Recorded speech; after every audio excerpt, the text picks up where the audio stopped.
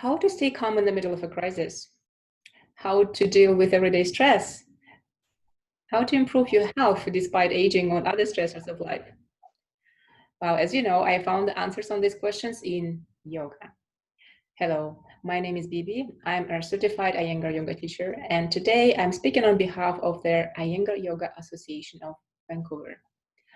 I hope you will feel inspired to start or continue your yoga practice by meeting and learning from our teachers. We are starting this series of interviews and invite you for a dialogue. So please write your questions in the comment section below, and we will be happy to answer them next time we meet here. So today, I have invited Terri. Hi, Terri. Thank you for being with us today. Terri is president. Pardon me? I'd say thank you for inviting me. My pleasure. Terri is the president of the Iyengar Yoga Association of Vancouver. She is serving on the board of the association for 5 years for now, and she has been practicing yoga for 20 years and teaching for 15. I have a set of questions that I ask all the teachers in the beginning of the series of interviews.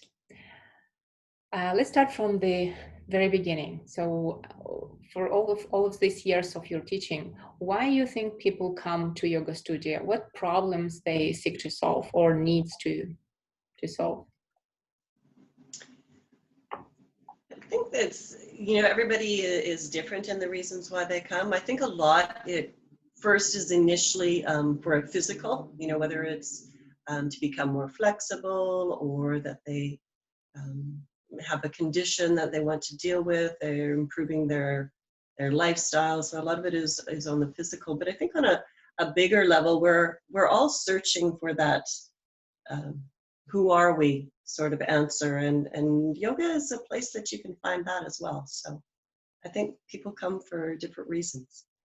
I don't think there's a one size fits all. Right. Yeah, I totally appreciate that, because so for so many years you could see probably all different kinds of people on the mat, and we are all different. But it's interesting that you mentioned, so there are some people who come just from starting from the physical needs, right? But then some come having this kind of existential questions of like, finding the meaning, finding themselves. Right. Very interesting. And I think there's sort of been a bit of a shift in that, say 10 years ago, if there was a physicalness to it, but in the last, I don't know, maybe even 5 years or so, I think there's been much more of a mental, emotional sort of stability that people are looking for, through meditation, through movement practices. So I'm finding more and more that it's not just the physical, that it is becoming a little bit more on the emotional sense that people are looking for yoga to be an assist in their life. Interesting. So you see there's a little bit like change in the trends and patterns, right? Yeah, I think so. I think there's, always things are always changing and moving and flowing, and that's one change that I see, that people are a little bit more open to having a tool within themselves to find assistance with their mental health as well as their physical health. I think that brings right to my second question, talking about the benefits of being consistent with your practice, because my understanding was with many years of yoga practice that in the beginning, with everything, we are about excited. It's something new, right? We are curious, and we have seen so many beginners that they join. They maybe go for a term, but then in terms of like I found that to feel the real deep benefits of the practice, you need to become a dedicated practitioner, right? Like in terms of all the scary word, commitment. So maybe we show from your personal perspective, from your experience. Let's talk about benefits that people will get, or you see that students get, who are consistent with their yoga practice.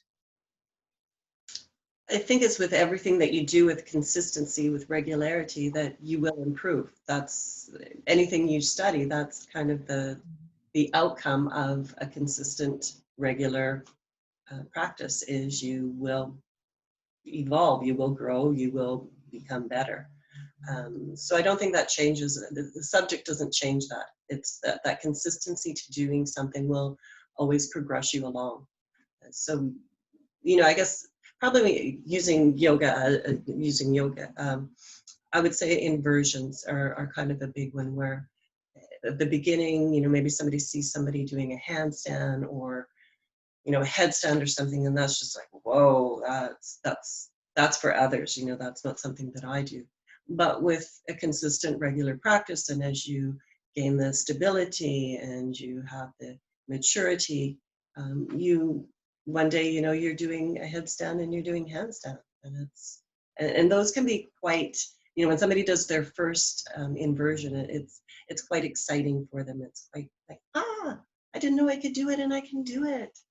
And it gives you that. And what is the benefit? What is the benefit of it? Sorry? I say it shows that it shows the progression and how you can grow within your practice. Yeah, I totally agree with you. I think that there's like major psychological pattern. If we do not have some milestones, if we don't see that we progress in something, like some merit, then it's like stagnation, and we kind of lose the motivation and drive to keep going. Oh, would that be then a good idea? Because it's also, there can be another extreme when people say, oh, like it's all about handstand and headstand. So why we're talking about inversions? Why we are giving these milestones? I think inversions are very important for the physical body and also for the mental body. It takes physical stamina to be able to do an inversion. And there are ways to do that. I'm talking about the traditional. I'm not talking about the supported ones, because there's supported ways that anyone can get the benefits of. But I'm talking about a traditional. It has a lot of stamina is required, but it also requires a lot of stability of the mind. So it's not. That's why it's in a progression. It's not one that's where you start from. It shows along the way that you have matured in your practice, that you have that composure, you have that strength to be able to do an inversion. So, but from the physiological level, it is doing wonderful things for your body, which is why we have a supported version so that everybody can get the benefits of it. But it's it's good for concentration. It's good for the hormonal system. It's feeding the brain. It's doing a lot on that physiological level of our body, helping our systems to operate in a most efficient manner. So a real benefit. I even heard somewhere, I don't want to claim about that, but if you do not do inversions, it's almost like you're not really doing yoga. So we will not go deeper into that. I look at yoga in a way that if a person is open to be able to try something that they have never done before, and headstand is Shirshasana is a fine example of that, because it's not something that we would do normally in our day, in our regular life. So if somebody is open first to trying it, it means you're an open person, that you're not stuck in that I can do what I do and I don't do what I can't do, that you're open to trying something. So for me, that's big right there. You're an open person, so you're willing to try it. And then when you actually go into it, it's like your whole world is turned upside down. You have a different perspective. You're seeing in a different way. What was up is down. What was down is up. And it's, so that's got a little play as well that, I just, it works on an emotional level and an intellectual level that I think, when you can see things in a different way, then you can see, taking it off the mat, you can see things in a different way. That makes sense to you at all? Yeah, absolutely. I think, you know, first of all, I use, well, it took me some long time to get into inversions because of my neck injury, and it was as a Mhm.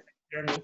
And when I started doing that now, every morning for me is like an indicator. I check in with myself, with my body, so Mhm. I find how am I doing.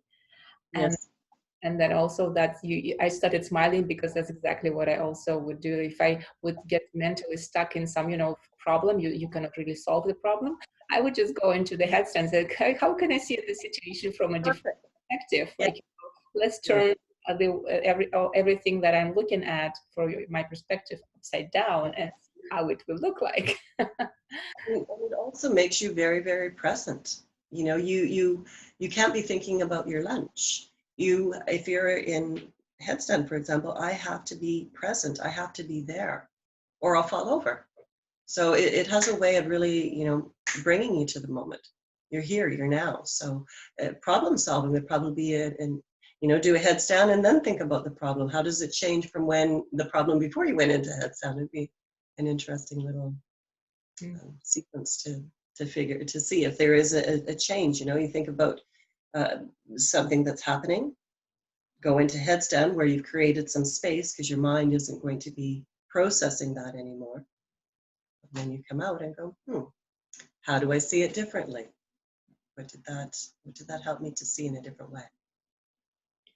You know, Terri, just what came across my mind. That's not in my prepared questions, but because we don't know, you know, any we are just putting on public, and anyone can listen to that. And if I would listen to that, like many years ago when I was 20 and in my 20s, and I did extreme sports, someone can think, "Oh, awesome! Okay, I will just jump into the headstands now." So let's just talk a little about safety precautions and the role of a teacher, right? So everyone Which, will feel which inspired is why to go it's into the that's head. why it's progression, right? It's not given at the beginning. It's given when you have that stability, and it's not just the physical stability, but it is the mental stability. But I think, you know, there is you look at people that do, you know, a lot of extreme things, and there's almost you know, they really want to do it. It's almost like an addiction. And I think that's sort of what it is because that feeling you get when you're really present. You know, you come out of a headstand sometimes and it's just, you're here. You know, all of the rest has just kind of fallen, all of life has fallen away and you're present. And then it comes back again. I wouldn't use it. Yeah, so I just wanted to make clear our message that we introduce the headstands for our students only in the studio. So even when we are teaching online, it's not very like a good idea Yeah. to do that. You So have to be able to see somebody. You can't, you know, especially with in this area, there's just so many little moving parts around the neck that you need to be able to see the person. You need to be there with somebody when they go into headstand. And even, I can't even remember how long I was at the wall. 3-4 years, I think, I practiced headstand at the wall. So it's again, it's not to be done at it's not a measure. It's not a measure of how dedicated you are to your practice or how good you are at your practice. Your practice is about feeding and nourishing your body, feeding and nourishing your mind. I like it very good saying, like nourishing your mind and body. Um, oh, you muted yourself. So let me unmute you. Okay. Some just technical little error. I'm unmuting you. Yeah, sorry, I had a call. Oh, okay. Sorry. Okay, that's fine. So let's go back to my prepared questions. So because some of you, some of people that watching this video know you, some don't. If you could please tell us about you, how did your yoga journey start? Why have you decided to become a yoga teacher? Maybe why Iyengar? Okay. It's not an overly exciting story. I originally took to yoga as a way to improve my lifestyle, my health. I wanted to age gracefully. And I took some classes. Immediately, I was enthralled with it. I like to be in my body. It felt really good to me, so I continued with the classes. And I took the teacher train. I was going to a studio that was just down the street from me, so convenience was how I actually got into Iyengar Yoga. It was the one that was close to me, but it really fit. You know, when I tried other classes after, but I kept coming back to the Iyengar class. It just sort of fit me better. I think I told you before, I think of it as a sweater.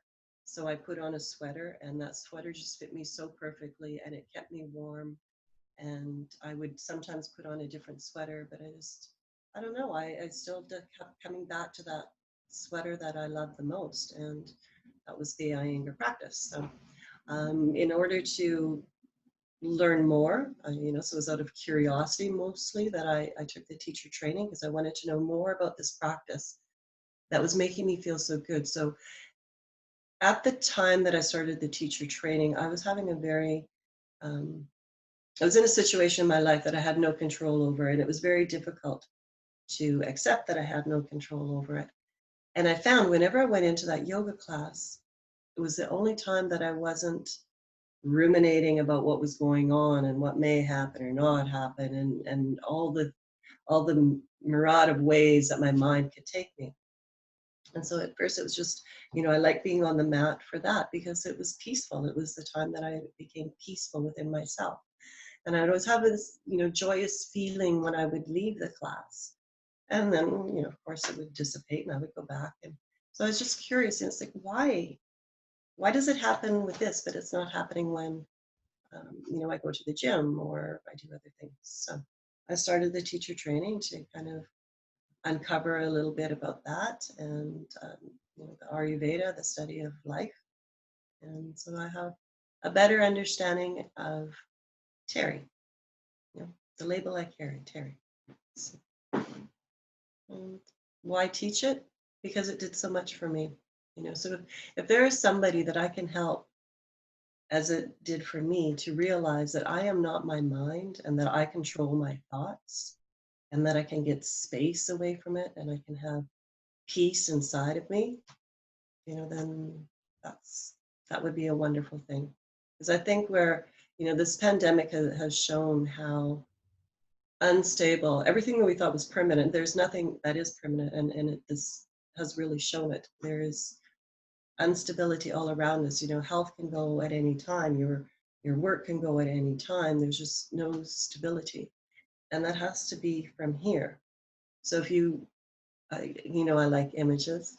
The image that I carry is that if you build a house on sand, it can be a beautiful house, but the rains come, the winds come, and the house will crumble. But if you build a house on rock, the rains come, the wind come, and it's stable. So I'm trying to build my house on a rock, and that rock is what is inside of me. That's the essence of me. That's my rock. So whatever happens around me, I find the peace and the stability from within.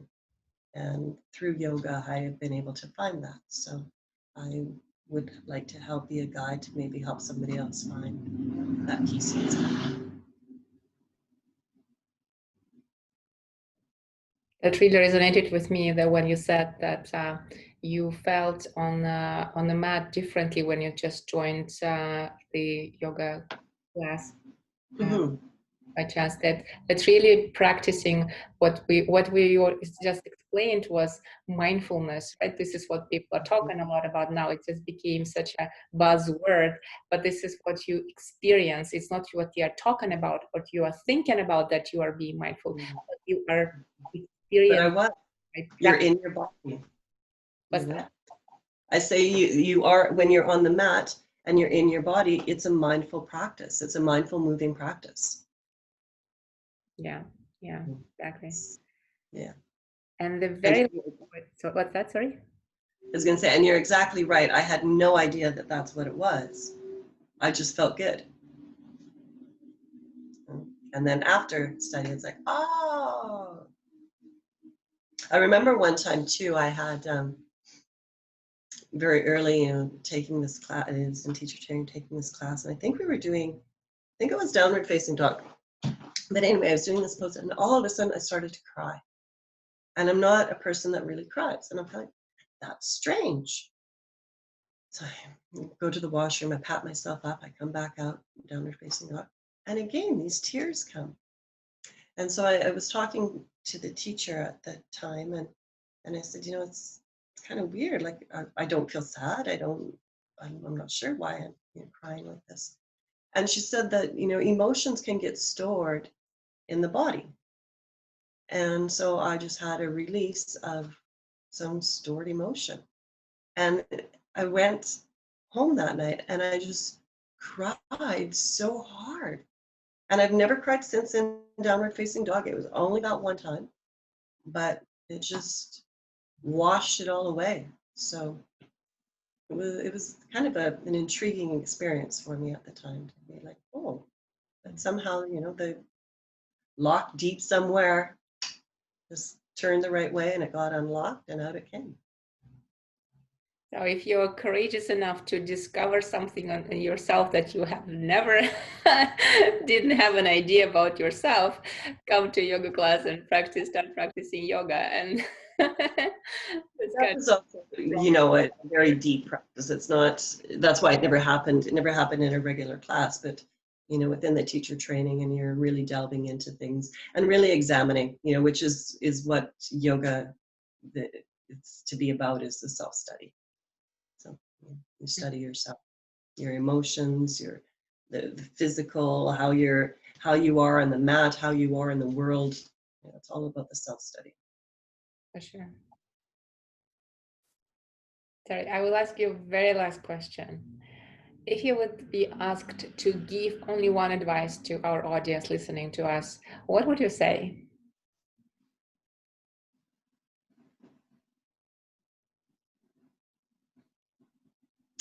I would say, give yoga a practice, or give yoga practice a try. It's a technology that's been around for a very long time that is meant to help us be better in the world. I look at yoga, especially with a lot of things that are going on outside right now, and that yoga really is about oneness. It's that non-attachment, it's that non-identity, where we are one. There isn't that divide, be it by gender, color, class, caste, profession, possession. It's just one. It's human. We're human. And so I would say, give yoga a try. Maybe it can help you to be a better human.